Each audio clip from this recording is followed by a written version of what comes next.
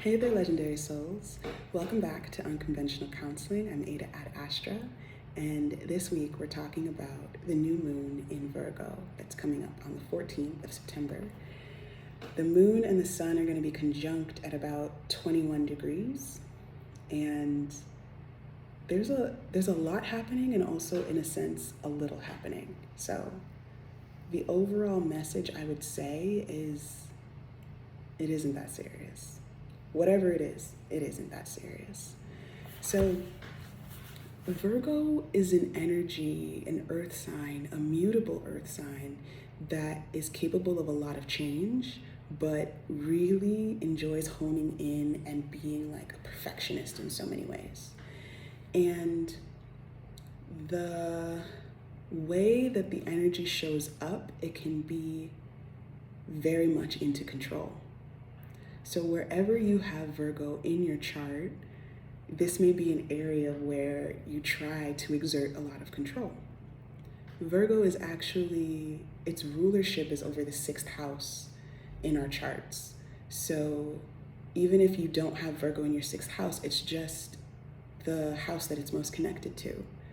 The thing is, Virgo works the best, is the most like happy, in a sense, doing 6th house things, which are anything related to your body.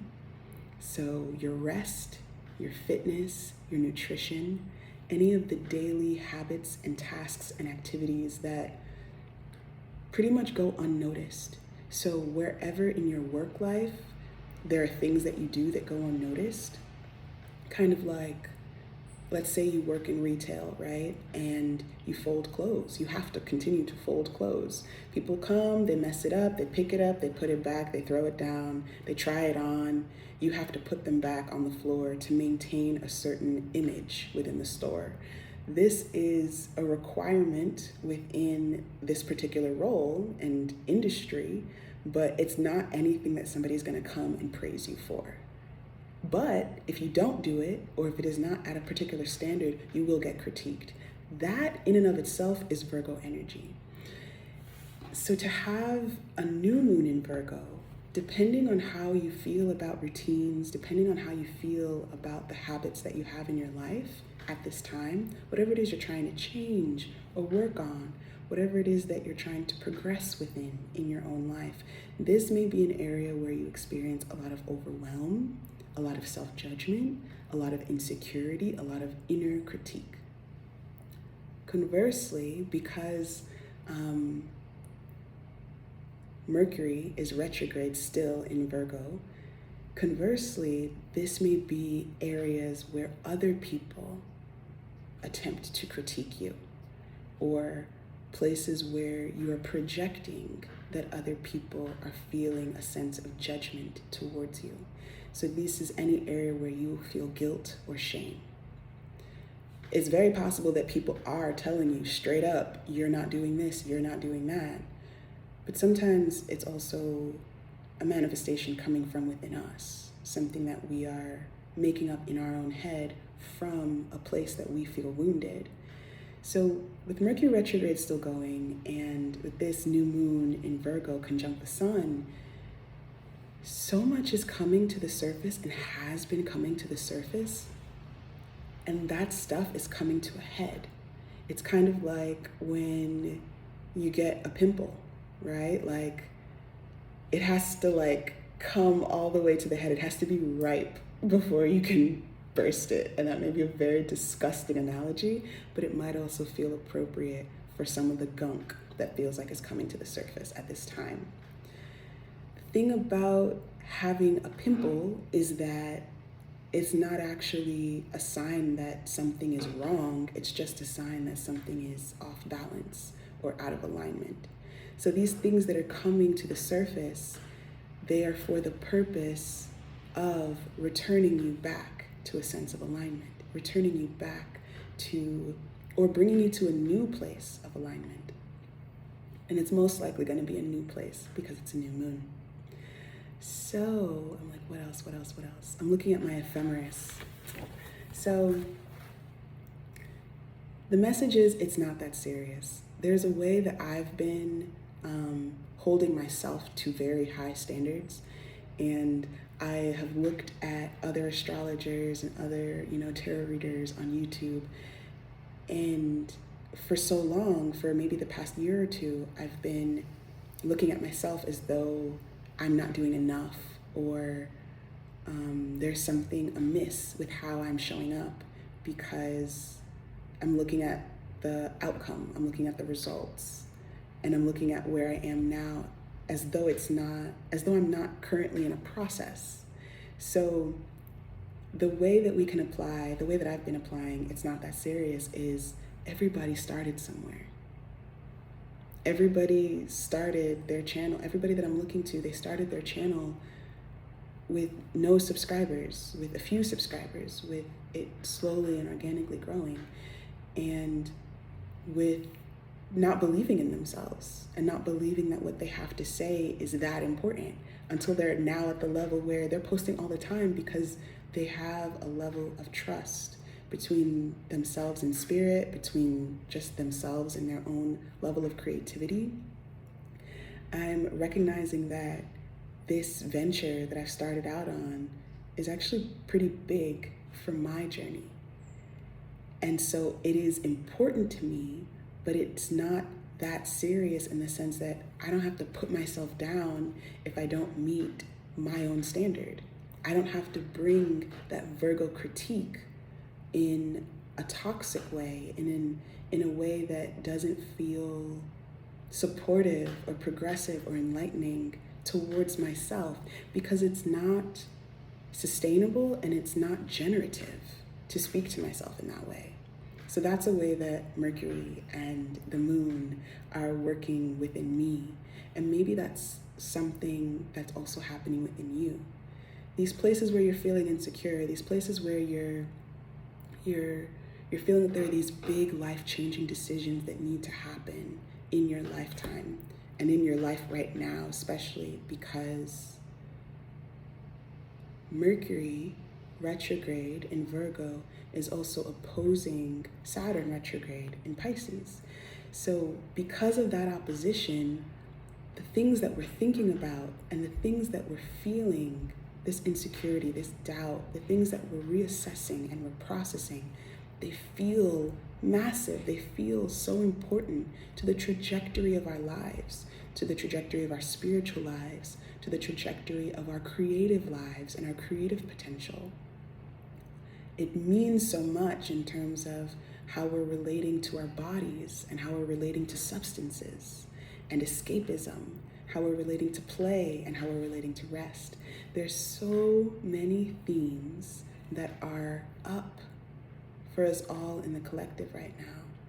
So check in with how you're feeling around your creativity, how you're feeling around your rest, your habits, your nutrition, your fitness, your health, your self-care, the way that you express yourself, like the clothes that you put on your body, the way that you speak about yourself to other people, and the way that you speak about yourself to yourself. This is a very internally charged new moon. And with this energy, we can break free of limiting beliefs. We can break free of past patterns. We can move into a new direction by being easier on ourselves and by giving context to where we are now, looking to our past and seeing, you know what, I've come a long way to get here. Okay, it took me a year, it took me 2 years, it took me 5 years to get to this point, but I've come a long way. There's so much that I had to learn, there's so much that I had to grow through, there's so much that I had to shed. Something that this new moon is also teaching and offering to us is a different way to look at our lives. So instead of looking at our lives from a very capitalistic theory framework, instead of divvying up ourselves and saying, this is what my work life looks like, this is what my personal life looks like, this is what my relationship to self looks like, this is what my spiritual life looks like. Instead of creating these very different and disparate and disconnected and disjointed areas of ourselves and feeling like we're pulled in multiple directions trying to create a sense of balance, instead of that, what we're being invited to do, what we can do with this energy is to put these pieces together and to allow them to intersect, allow them to correlate, allow them to touch one another, right? Like, this isn't being a little kid and having your peas over here and your mashed potatoes over there and not wanting them to touch. That is not this experience. That is allowing for a blending of them all. It's seeing where they can fit together. It's creating a new thing. So in this example, right, of this little kid with a plate, their dinner plate in front of them, and having their peas to the side, having their mashed potatoes over here, maybe they turn it into a game and they pick up peas and they stick them in the mashed potatoes and then they eat it and they're like, yum. That's what this energy is inviting us to do. How do you want to fit your personal life with your work life? What energy does your personal life give you that you can bring into your work life? What energy does your work life give you that you can bring into your spiritual life? There are places in your life where you feel like maybe you're lacking a sense of discipline or devotion.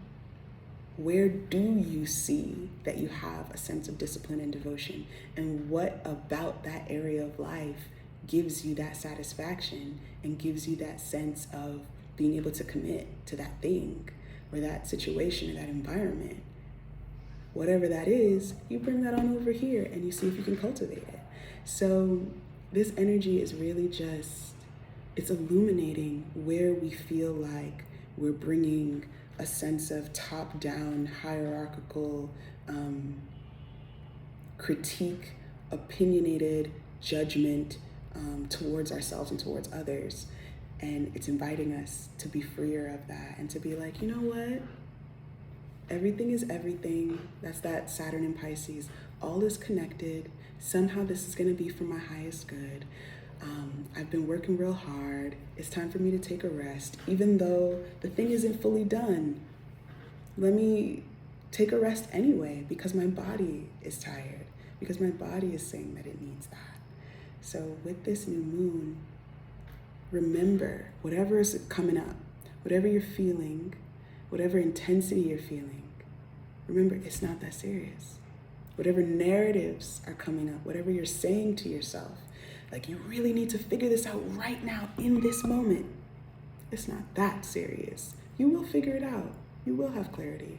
You will make progress on it. You will move on it when the time is right, when you feel more capable, when certain things have aligned just so. So be easier on yourself. Notice what comes up for you. Notice what you feel. Keep a log of it. Keep a track of it. Journal about it.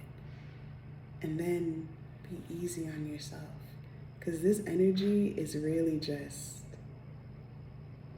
it's an invitation to do something new. Yeah. We're going to pause this message right here. I hope you got something really good out of this. And I'll catch you in the future. Take really good care. Bye.